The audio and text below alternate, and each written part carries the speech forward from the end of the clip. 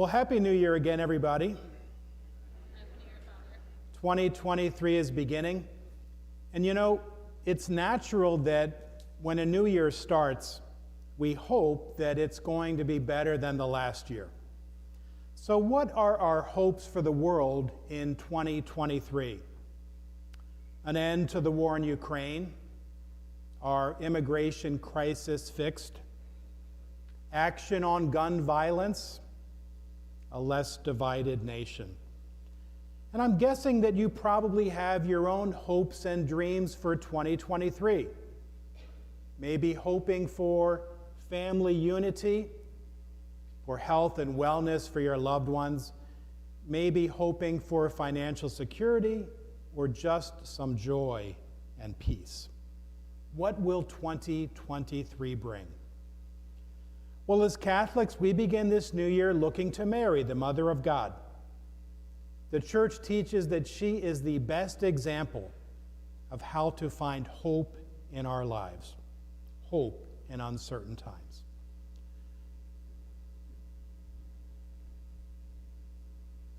So the gospel we heard today told us what happened on Christmas, the day that Mary gave birth to Jesus. Now, just for a moment, let's think back to everything that led up to this day. Let's try to put ourselves in Mary and Joseph's place. 9 months before, they had each been visited by an angel who announced that the Messiah would be born to them.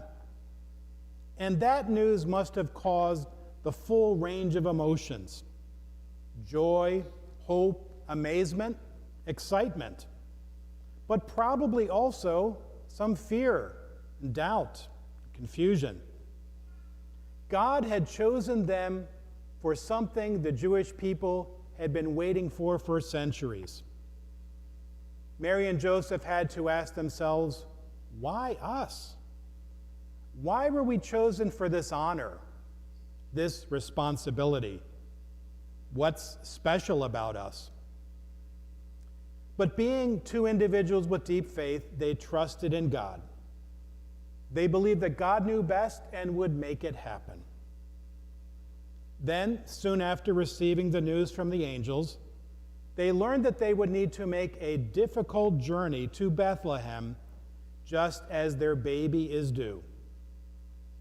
Trusting in God again, they set out, only to find no room for them in the inn for the birth of their child, for the Son of God. And we all know what happened next.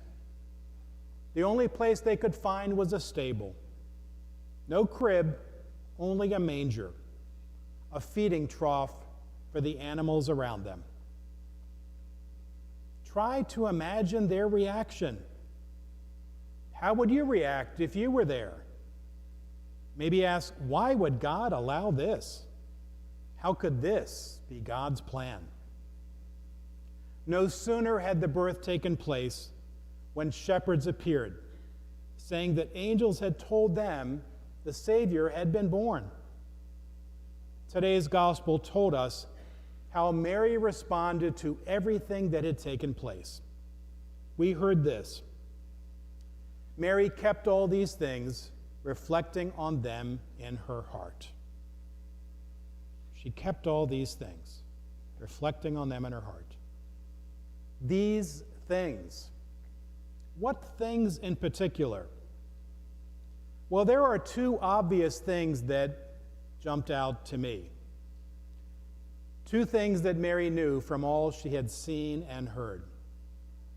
The first thing is that God chooses the lowly of this world to make himself known. Now, you might remember that when the angel told Mary she was to give birth to the Messiah, he also told her that her cousin Elizabeth was expecting. So Mary went to care for her. And when she first arrived at Elizabeth's house, Mary offered a powerful prayer. It's called the Magnificat. And in it, Mary referred to herself as God's lowly servant and said that God lifts up the lowly. Another word for lowly is humble. The humble person isn't proud or demanding, doesn't shout, "Hey, look at me, aren't I great?" No, the humble, lowly person acknowledges that they need God and others. So even though Mary felt unworthy of this honor, even though she questioned God's plan, Mary trusted. She accepted. She said yes. So this is the first thing Mary kept reflecting on in her heart. God had chosen her, the lowly handmaid. And with the appearance of the shepherds at the manger, Mary understood that God chooses the lowly of this world to make himself known. Shepherds were pretty low on the pecking order of society back then. Yet God had decided that they would be the first to learn of the Messiah's birth. Stop and think about that. The angels didn't announce the birth to the priests in the temple, didn't tell the scholars of the law that the long-awaited Messiah had come, didn't appear to the rich and powerful in Jerusalem. No, they appeared to the lowliest of the world, to shepherds, to those who needed to hear good news and who would be open to the message and then share it with others. So what is Mary teaching us by all she had seen and heard? She's calling us to be lowly, to be open to Jesus' gospel and commit to sharing it. Because like Mary and the shepherds, God has chosen us to bring the good news of Christ to others. Which brings me to the second thing Mary would keep reflecting on in her heart for the rest of her earthly life, that we must choose the lowly too. If God chooses the lowly of this world, so must we. So must we. 2022 was not a kind year for the lowly of this world. The war in Ukraine has resulted in over 200,000 deaths, including many civilians, men, women, children, and infants. Famine in Africa revealed the large disparity between first world and third world nations. The epidemic of gun violence claimed thousands of more lives. Homelessness abounds. Immigrant families fleeing poverty and violence knocked on America's door and were told, "There is no room for you at the inn." For the lowly among us, 2022 was anything but kind. And the common reaction to all this suffering was to turn a blind eye, just pretend it doesn't exist, or to throw up our hands and decide that the problems are too big and there's nothing that we can do. But our faith tells us the exact opposite. And while it is true that no one person can do everything, each of us can do something. As pastor, I've been so encouraged by the fact that when we've given you opportunities to help those in need, many of you responded. You donated to help Ukraine. You helped people rebuild after natural disasters. You shared your blessings with the hungry and the hurting through Families Helping Families and our giving tree. And I want to thank you. Truly, thank you for your generosity. Now, there is a tendency for us to be generous over the holidays, and then, once the decorations are packed up, to forget about helping others for a while. But the need remains.